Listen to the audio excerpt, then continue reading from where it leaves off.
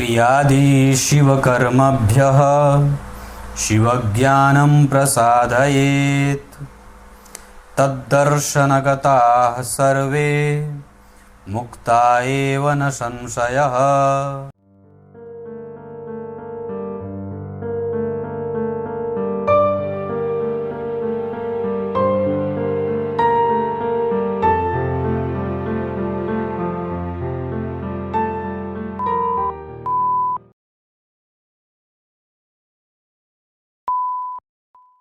प्रिय दर्शकों नमस्कार, एक बार फिर से उपस्थित हूँ आप सबके सामने सोमवार के कार्यक्रम में।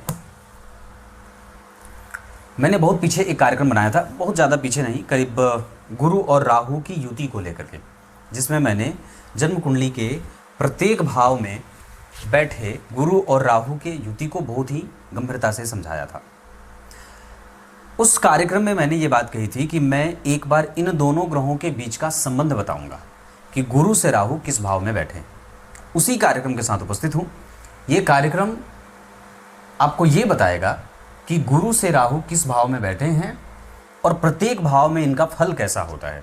मतलब गुरु से राहु जब दूसरे भाव में हैं, युति के बारे में मैंने कार्यक्रम बना दिया है, जहाँ लग्न में, द्वितीय में, तृतीय में, प्रत्येक भाव में गुरु और राहु की युति पर हमारी चर्चा हो गई थी। आप चाहें तो उसे राहु से संबंधित या गुरु से संबंधित नाम के प्लेलिस्ट में आप वो कार्यक्रम देख सकते हैं। शुरू करते हैं आज का कार्यक्रम। कहीं नहीं जाना है, बिल्कुल बन के रहिएगा। कार्यक्रम के आरंभ में बात कहूँ, कार्यक्रम शेयर जरूर करिए और साथ ही साथ प्रत्येक दिन का कार्यक्रम देखा जाए। जय श्री कृष्ण तो शेयर ना करें चलेगा, पर जय श्री कृष्ण अवश्य लिखा करिए। आइए विषय पे लेके आता हूँ। कार्यक्रम के आरंभ में जो श्लोक पढ़ा है उसका अर्थ अंतिम में बताऊँगा। बात करते हैं कि गुरु से जब राहु दूसरे भाव में बैठेंगे आपकी कुंडली में, तो ये बहुत धनवान बनाते हैं। बहुत धनवान को आप सिंपल मत समझिएगा, ये बहुत ज़्यादा होता है। बहुत ज़्यादा को भी आप साधारण नहीं कर सकते। ये बहुत अच्छी बात हो जाती है जब आपकी कुंडली में देवगुरु बृहस्पति से राहु दूसरे घर में होते हैं। ये व्यक्ति को अपने से तो धन कमाने वाला बना ही देते हैं। इसका एक दूसरा और भी उजागर करने वाला बड़ा अच्छा शुद्ध पक्ष ये है कि व्यक्ति अपने पैतृक संपत्ति से भी बहुत अच्छा धन कमा लेता है, या ये कह सकते हैं कि उसके पूर्वजों ने इतना सारा धन छोड़ के रखा हुआ है उसके लिए कि उसको कई बार बस उसी पे काम करना होता है, उसी ढर्रे पे चलना होता है, उसको अलग से कुछ भी करना नहीं होता है। वहीं बात करते हैं कि देवगुरु बृहस्पति से तीसरे घर के जो राहु होते हैं, वो व्यक्ति को संतान से मतभेद देते हैं, पत्नी से मतभेद देते हैं, दाम्पत्य में कमजोरी होती है और वो प्रायः आलसी प्रवृत्ति का होता है। बहुत ज़्यादा मेहनती होने के बावजूद अगर वो चाहे तो वो सारा काम कर सकता है जो भी वो चाहता है, पर वस्तुतः उसका आलस्य उसके आड़े आते रहता है। मतलब गुरु से जब राहु तीसरे घर में बैठेंगे तो संभवतः आपको आलसी ज़्यादा बनाएंगे, दाम्पत्य में कमजोरी होती है और कई बार आपके जीवन में प्रायः गंदगी देखने को मिलती है। यहाँ लोग अपना काम बहुत साफ नहीं करते। काम पेंडिंग रखना, टेबल गंदा रखना, शरीर गंदा रखना, लोगों के साथ गंदा बर्ताव करना, दुश्मनों के साथ मैत्री कर लेना, मित्रों के साथ दुश्मनी कर लेना, इस तरीके की प्रवृत्ति गुरु से राहु तीसरे भाव में देते हैं। अगर गुरु से राहु चौथे घर में होंगे तो ये भी आपके लिए बड़ा ही एक तरीके से कह सकते हैं कि कमज़ोर परिणाम देने वाला हो जाता है। क्योंकि मैं ये बात जब कुंडली विश्लेषण करता हूँ तो बताता हूँ लोगों से कि गुरु से चौथे घर में शुभग्रह होना चाहिए, गुरु से 10वें घर में शुभग्रह होना चाहिए। इससे गुरु का क्षेत्र बलवान होता है। ठीक उसी तरीके से गुरु से जब चौथे घर में राहु आ जाएंगे तो ये आपके संपत्ति इकट्ठा करने में, आपकी सामाजिकता में, आपके प्रभावों में वैमनस्व देने लगते हैं और फिर व्यक्ति षड्यंत्र करने वाला हो जाता है। वो अपने इष्ट मित्रों से, अपने भाइयों से, बंधुओं से, सगे संबंधियों से दूर जाने वाला और नास्तिक प्रवृत्ति का भी हो जाता है।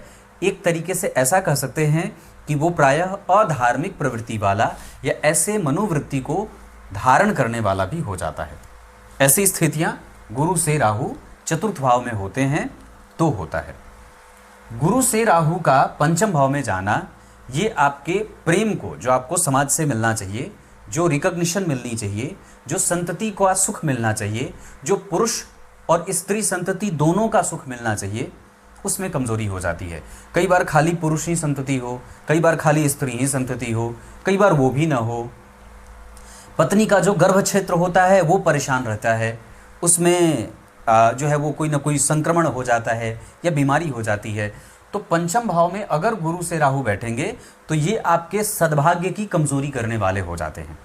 लेकिन एक बात जो यहाँ पे अच्छी हो जाती है कि व्यक्ति जुझारूपन की प्रवृत्ति के कारण अपने जीवन में जितनी भी समस्याएं होती हैं उसका वो किसी तरीके से अंत आवश्यक रूप से ढूंढ ही लेता है।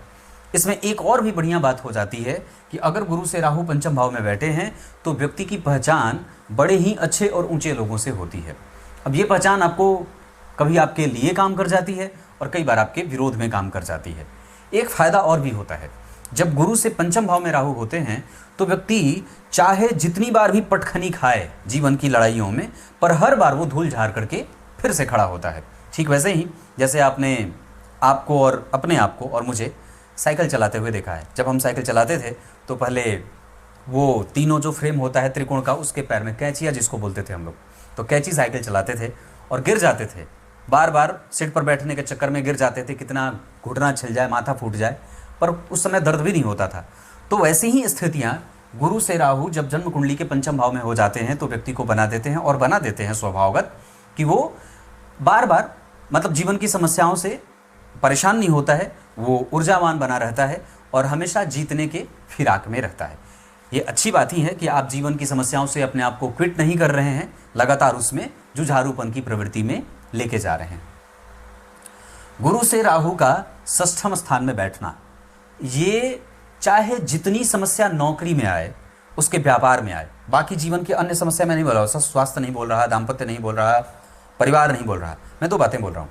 अगर गुरु से राहु छठवें भाव में हैं तो आपके नौकरी और आपके व्यापार में चाहे जितनी समस्या आए, आप उसका अंत ढूंढ ही लेते हैं। ये इस तरीके से आपको साहसी बनाता है। यहाँ पे आपको हर तरीके का साहस मिल रहा था, यहाँ पे नौकरी को लेकर के साहस मिल रही है। गुरु से राहु जब जन्म कुंडली के षष्ठम स्थान में होते हैं तो व्यक्ति परिस्थितियों को भाप लेने वाला होता है, भविष्य में क्या घटित होने वाला है वो समझ जाता है। और आगे एक बात जो पता चलेगी आगे अष्टम भाव में, वो आपको बताऊंगा। पर जन्म कुंडली के गुरु से राहु का षष्ठम स्थान में होना व्यक्ति को प्रतियोगी बनाता है, जुझारूपन की प्रवृत्ति नौकरी और व्यापार को लेकर के, साथ ही साथ अपनी समस्याओं को पहले से जान लेने वाला होता है। याद रखिए, जो आगे बात बताऊंगा वो अलग होगी, और ये बात जो मैं बता रहा हूं कि सामने कौन सी समस्या आ रही है उसको व्यक्ति पहले से जान जाता है अगर गुरु से राहु छठवें स्थान में है तो। इतना ही नहीं, वो व्यक्ति सामने वाले को जो कुछ कह देना, कई बार वो घटित हो जाता है। मतलब यहाँ पे व्यक्ति दूसरों को जो बात कह देता है वो उस पर घटित हो जाती है। ये बड़ी ही गंभीर बात है, जो ग्रह आपको यूं ही दे जाते हैं ऐसा। गुरु से राहु का सप्तम स्थान में होना ये बहुत उत्तम परिणाम देता है, पर कुछ शास्त्रकारों ने इसे कमजोर भी कहा है। मतलब चूंकि राहु की दृष्टि गुरु पे और गुरु की दृष्टि राहु पे होगी, दोनों समसप्तक के सिद्धांत पे होंगे, प्रतियोग करेंगे एक दूसरे का, प्रतिशोध की ज्वाला में जलेंगे। इस वजह से यहाँ पे अगर मिल जाए तो राहु की दशा में इतना मिल जाए कि पूछो मत, और अगर जो नष्ट हो जाए तो इतना नष्ट हो जाए कि व्यक्ति को दाने दाने के लिए मोहताज कर देते हैं। विशेषतया ये परिणाम अपनी दशा काल में ज़्यादा देखने को मिलती है। मतलब अगर गुरु और राहु आपकी कुंडली में एक साथ आमने सामने बैठे हैं तो ये आपको बहुत अच्छा देने वाले होंगे। लेकिन अगर ये गुरु और राहु छठवें आठवें बैठे हैं तो फिर ये अपनी दशा काल में भयंकर कष्ट देने वाला भी हो जाता है। इतना ही नहीं, इस दशा काल में व्यक्ति को स्वास्थ्य से संबंधित बड़ी परेशानी भी देखने को मिल जाती है, ऐसा भी होता है। इसके अतिरिक्त अगर गुरु से राहु प्रतियोग में हैं तो यह आपको परिस्थितियों को समझने वाला, मित्रता बनाने वाला, रोजमर्रा के जीवन में कुछ न कुछ प्रत्येक दिन धन कमा लेने वाला, और इतना ही नहीं, उसको इतना ज़्यादा साहसी बना देते हैं कि व्यक्ति अपने सामने आए हुए किसी भी विषम परिस्थिति से डट करके मुकाबला करता है, भले वीर गति को प्राप्त कर जाए। बहुत ध्यान से समझिएगा, लड़ता है और वीर गति को प्राप्त करता है। जीतना दूसरे ग्रह पर निर्भर करेगा, पर यहाँ ऐसे ही ग्रह इस तरीके का ही परिणाम करते दिखाई जाते हैं। अब आती है बारी गुरु से राहु का अष्टम भाव में। गुरु से राहु जब अष्टम भाव में होंगे तो व्यक्ति को ज्योतिषी बनाएंगे, भविष्य वक्ता बनाएंगे, भविष्य को देखने वाला बनाएंगे, और जो सबसे गंभीर बात है वो बात बताऊं, वो बात है कि व्यक्ति अपनी मृत्यु को पहले देख लेता है। बड़ी अद्भुत बात है, दूसरों की मृत्यु ना देखे। और गुरु से राहु जब अष्टम भाव में होंगे तो वो व्यक्ति हमारी मृत्यु होने वाली है, मैं मरने वाला हूं, ऐसा पहले वो जान जाता है और उसको ये आभास हो जाता है, क्योंकि अष्टम भाव जो होता है वो आपके छठे इंद्रियों के जागृत होने का भाव होता है। जब वहां पे केतु बैठ जाएं, अष्टम भाव में राहु बैठ जाएं, तो व्यक्ति भविष्य को लेकर के प्रायः चिंतित होता है और इसी भविष्य को जानने की इच्छा उसको एक बार भविष्य वक्ता और भविष्य दृष्टा दोनों बना देती है। ऐसी अवस्था में व्यक्ति अपने भविष्य को जानने वाला, और इतना ही नहीं, वो कई बार जो बातें बैठ करके पूजा करते समय सोचे, अकेलेपन में सोचे, एकांत में रह करके भविष्य को लेकर के सोचता है, कल क्या होने वाला है, कल ऐसा होगा, जो उसके दिमाग में बातें चलेंगी, वो सब यहाँ और गुरु और राहु करवा देते हैं। अब बात आती है कि ऐसा होगा कब, तो गुरु और राहु का जब कभी भी महादशा और अंतरदशा चले तो व्यक्ति की कही हुई बात और भी ज़्यादा घटित हो जाती है, और इस दशा काल में अगर उसकी मृत्यु होती है तो वो पहले ही जान जाएगा कि मैं आज मरने वाला हूँ या कल मरने वाला हूँ, मेरे साथ ऐसा घटित होने वाला है। अब बात करते हैं गुरु से राहु का नवम भाव में जाना। यहाँ भी सामान्यतया आपको बढ़िया कपड़ा मिल जाता है, खाने को रोटी मिल जाती है, अच्छे तरीके से आपकी व्यवस्था किसी दूसरे के हाथ में होती है, ठाकुर जी आपको संभाल रहे होते हैं। अगर आपने अपने जीवन में नास्तिकता नहीं रखी तो आपको यहाँ पे पद मिल जाएगा, प्रतिष्ठा मिल जाएगी, धनवान हो जाएंगे, सुखी हो जाएंगे, अच्छे विभूषण के साथ, मतलब बहुत अच्छे विभूषित वातावरण में व्यक्ति रहता है, अच्छे लोगों के संपर्क में रहता है, इसमें कोई कमजोरी नहीं है। यहाँ आप ये नहीं कह सकते कि उस गुरु और राहु का संबंध आपस में दृष्टि का बन रहा है तो खराब होगा, क्योंकि गुरु से राहु जब नवम भाव में जाएंगे तो वो धर्मगत हो जाएंगे और व्यक्ति धर्म का पालन करने वाला होता है। बात आती है कि जब गुरु से दशम स्थान में राहु बैठेंगे तो क्या होगा। यहाँ व्यक्ति इतना ज़्यादा क्रूर हो जाता है, कठोर हो जाता है, जिद्दी हो जाता है, अधार्मिक हो जाता है, असहिष्णु हो जाता है, कई बार सेकुलरिज्म उस पर इतना हावी हो जाता है कि दूसरों को भी अपना स्वीकार कर लेता है, वैवाहिक मतांतर होता है, धर्मांतरण होता है, हिंदू होकर के अलग अलग धर्मों की जो है वो व्याख्या करता है और अपने धर्म का कमज़ोर पक्ष रखने वाला होता है, परंपराओं में विश्वास नहीं करने वाला होता है, बहुत ही खट्टे मानसिकता वाला होता है, चरित्रहीन होता है और कई बार तो अपनी पत्नी के अतिरिक्त कई लोगों से संबंध बनाने वाला होता है। ये पुरुषोचित गुणों में रखने वाला स्त्री होता है, स्त्रियोचित शरीर में पुरुषोचित गुणों वाला होता है। ये खराब होता है, ये अच्छा नहीं होता। खाली व्यक्ति अपने प्रोफेशन को आगे लेके जाता है, खाली वो सांसारिक सुख और माया में उलझा रहने वाला और शरीर को ही आत्मा मानने वाला, जो आप आज हमारे फिल्म इंडस्ट्री में देखते हैं, वो ऐसे ही गुरु और राहु वाले होते हैं जो सिर्फ एक टक से आगे बढ़ना जानते हैं, बाकी उनका पर्सनल बड़ा खराब होता है और बड़े ही नितांत कमज़ोर और गरीब होते हैं। धनवान धन का नहीं, गरीब होते हैं, है ना। समझ गए होंगे मैं किस गरीब की बात कर रहा हूँ। गुरु से राहु का एकादशवें भाव में बैठना ये व्यक्ति को महत्वाकांक्षी बनाता है, लेकिन वो व्यक्ति धन बढ़िया कमाएगा पर उसको ना संतान की इच्छा नहीं होती है। वो नहीं चाहता है कि मुझे संतति हो, वो नहीं चाहता है कि उसके ऊपर कोई जिम्मेदारी आए, वो नहीं चाहता, वो स्वतंत्र अखंड रहना चाहता है, अखंड राज्य करना चाहता है, अपने में ही मस्त मशगूल रहेगा, किसी दूसरे को न तो देगा न तो किसी से लेगा, लेना देना नहीं है, अज्ञात है, अकेले है, बैठा है, भरा पड़ा है, जो भी है। धन की कमी तो नहीं होती है पर फिर भी उसके पीछे वारिस नहीं होती। कई बार उसकी संतति कमज़ोर होती है, हो भी जाए किसी तरीके से पत्नी के भाग्य से और पूर्वजों के आशीर्वाद से, तो वो अपने संतति को बहुत अच्छा समय नहीं दे पाता है।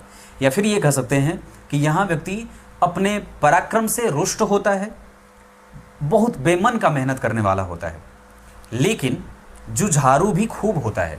धन को लेकर के नहीं, परिस्थितियों को लेकर के नहीं, लड़ने में, लड़ाई झगड़े करने में, इस तरीके की स्थितियों में जुझारू होता है। किसी को गलत राय देने में भी वो पीछे नहीं होता है। कई बार उसके खिलाफ से उसके दिमाग में षड्यंत्र भी कई तरह के बनते रहते हैं। इतनी बात ज़रूर है कि कम से कम वो भौतिक सुखों का तो भोक्ता हो जाता है, इसमें तो कोई संशय नहीं है। गुरु से 12वें भाव के राहु ये व्यक्ति के जीवन में असंतुलन पैदा करने वाले होते हैं। यहाँ व्यक्ति को कष्ट होता है, स्वास्थ्य में लंबी बीमारी हो जाती है, विपरीत परिस्थितियों का निर्माण जीवन में आए दिन बना रहता है, होता रहता है, ऋण में चला जाता है, बहुत ज़्यादा उसके ऊपर लायबिलिटीज़ हो जाती है, जिसको भी विश्वास में रखे वो विश्वासघात कर दे। अब इसमें दोष उसका नहीं है, दोष आपकी कुंडली में बैठे ग्रहों का है।